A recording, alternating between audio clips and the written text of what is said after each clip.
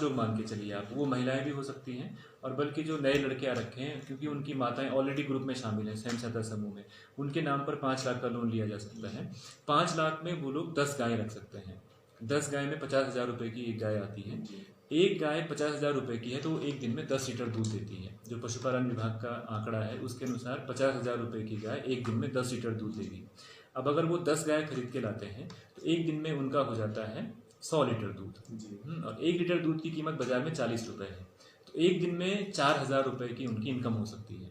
और एक महीने की बात करें तो 1,20,000 रुपये वो कमा सकते हैं। 1,20,000 रुपये में से अगर हम किस्त की बात करें उसकी, तो उसकी किस्त लगभग 24,000 रुपये आएगी, क्योंकि वो 3 साल का लोन है। 24 भी नहीं, मेरे ख्याल से 14,000 रुपये आएगी।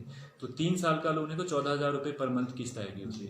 50,000 रुपये अगर खाने पे भी लग जाता है गाय के, तो फिर भी उनकी 50,000 रुपये की बचत हो रही है। और पशुपालन एक ऐसा व्यवसाय है जिसमें वो लोग उसको जैसे ही गाय लाएंगे वैसे ही उनकी इनकम शुरू हो जाएगी। सब्जी उत्पादन, हॉर्टिकल्चर में तो उन्हें इंतज़ार करना पड़ेगा 5-7, 1 महीना 2 महीना, और हॉर्टिकल्चर में तो 1-2 साल भी वेट करना पड़ सकता है।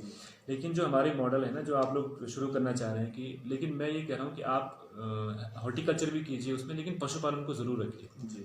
क्योंकि जो नया लड़का आएगा अगर वो लोन लेता है 5 लाख रुपए या 1 लाख रुपए, जो भी लोन लेता है, उसकी किस्त वापस करने के लिए उसे तुरंत कुछ ना कुछ एक्टिविटी चाहिए। अगर वो सब्जी उत्पादन में लगाता है उस पैसे को, तो उसका रिटर्न ऑलमोस्ट 1-2 महीने बाद आएगा। तो जो पहले 2-3 महीने की किस्त है वो उसको देने के लिए पैसे की ज़रूरत होगी। तो पशुपालन से जोड़ना बहुत ज़रूरी है। और हॉर्टिकल्चर में इंटीग्रेटेड फार्मिंग बहुत ज़रूरी है। इंटीग्रेटेड मतलब आपने घेर बांट कर दी, सब्जी उत्पादन कर दिया। जैसे मैंने कहा 1 हेक्टेयर में आपने सब्जी उत्पादन किया, 35 से 40 खेत आते हैं 1 हेक्टेयर में। साथ में टैंक हमने कृषि विभाग से बना दिया या मनरेगा से बना दिया, तो टैंक में जो मछली उत्पादन है वो भी हो सकता है। इसके साथ साथ पोल्ट्री से हम उसको उसी 1 हेक्टेयर के अंतर्गत एक शेड बना सकते हैं जिसमें कि वो मुर्गी पालन कर सकता है। उसी शेड में वो अपना पशुपालन कर सकता है। अगर एक आदमी कर रहा है तो 2 गायों से शुरुआत कर सकता है। और ऐसे बहुत सारे मॉडल हैं डिस्ट्रिक्ट में जो कि इस तरह की इंटीग्रेटेड फार्मिंग कर रहे हैं। तो जो नए युवा आए हैं उनके लिए तो बहुत अच्छा मौका है कि इस तरह की योजनाओं का लाभ उठा करके और अच्छा आमदनी का साधन हो सकता है। हम अपने ज़िले में डेली लगभग 8 से 10 ट्रक सब्जी आ रही है।